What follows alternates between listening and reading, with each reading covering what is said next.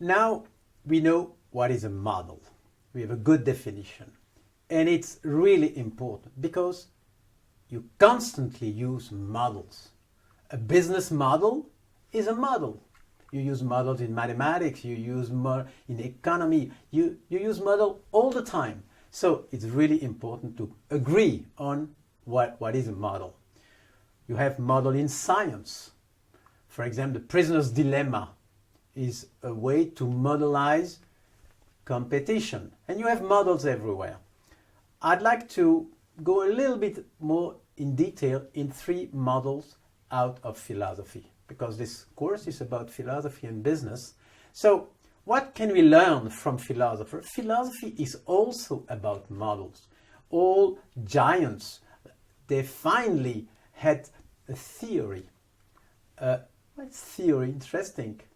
Where does this word come from? Theos orao. Look at the God. Look at the God. It means that at the beginning of thinking, a long time ago, you had to look at the gods to understand, to make a theory about anything. Great philosophers have theory, great scientists have theory, and they all produce models. So let's take 3 examples.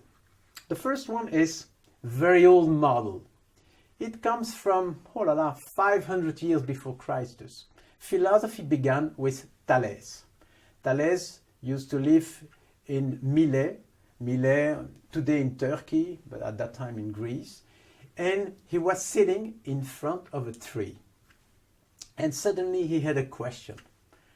He said to himself, finally, is this tree the same as the tree I saw last year at this place? And you would say, of course it's the same. But think twice. Not exactly. Same location, yes, same, yeah. But there are some differences. Maybe the tree is a bit damaged there. Maybe there are more leaves on this side.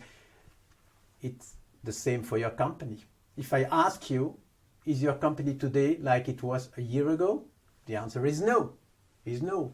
This man is gone and we have bought a new, etc. You see the difference very easily. But what is the same in your company? What's the essence of your company? What is the same today as it was last year? And Thales raised the question, hey, what's the same? And his answer was water.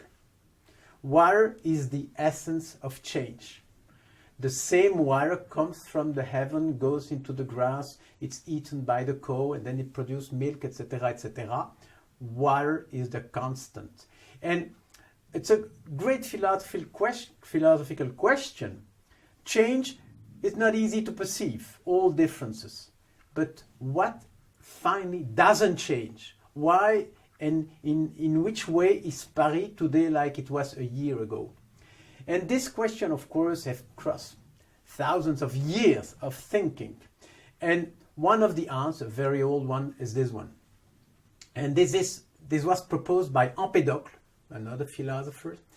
And he had like a model. And you see the 2 axes in the middle. You have hot and cold, and then you have dry and humid.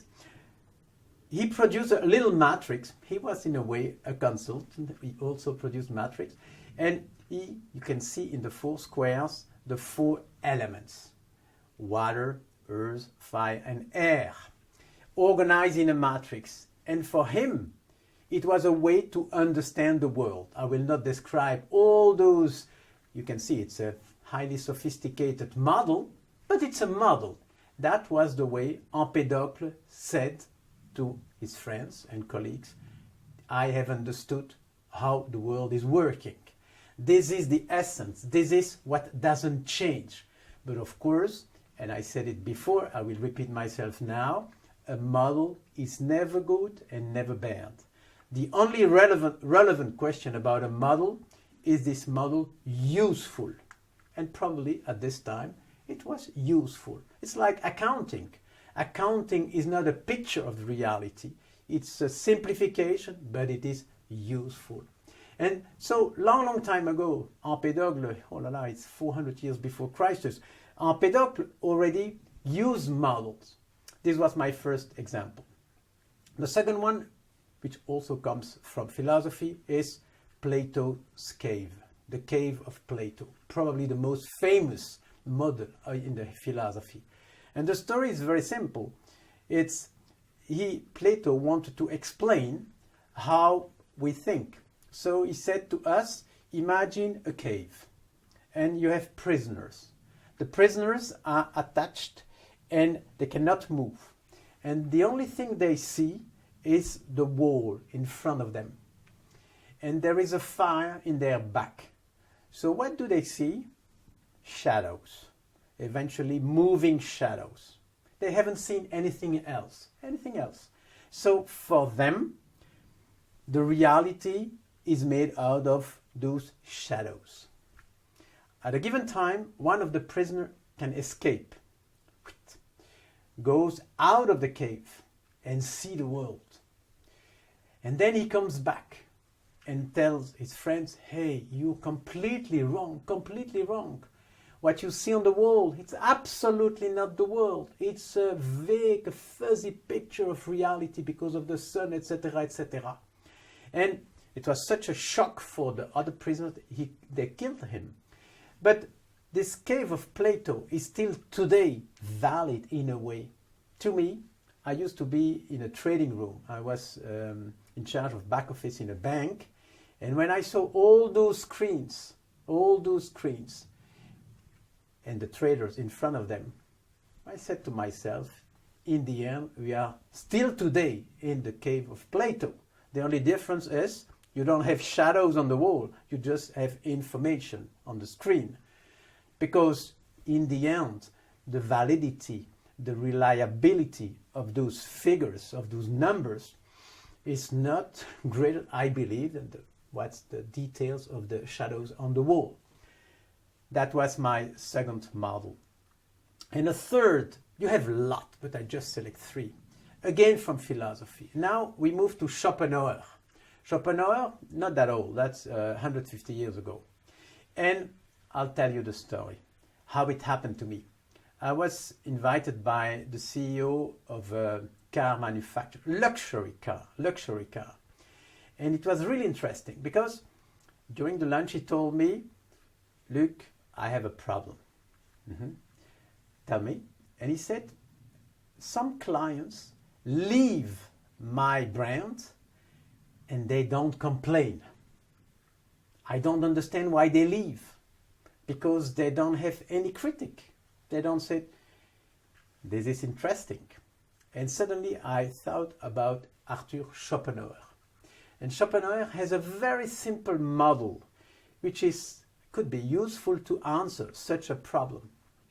This model is very simple. 2 words, have and desire. Have and desire. And according to Schopenhauer, suffering is not when you don't have what you desire. Suffering is when you don't desire what you have. And that is interesting because it's upside down. We are convinced, okay, I don't have this, I'm so sad, oh la la, I'm angry, I don't have what I desire. Schopenhauer said very clearly, no, the real suffering, the real pain is when you don't desire anymore what you have. And he called this boredom. And I told the CEO, probably your clients get bored of your cars.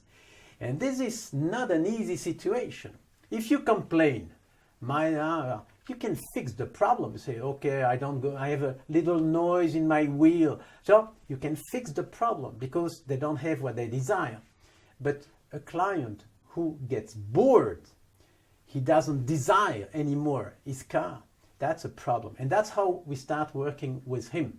And according to Schopenhauer, there is a way to get out of those two situations.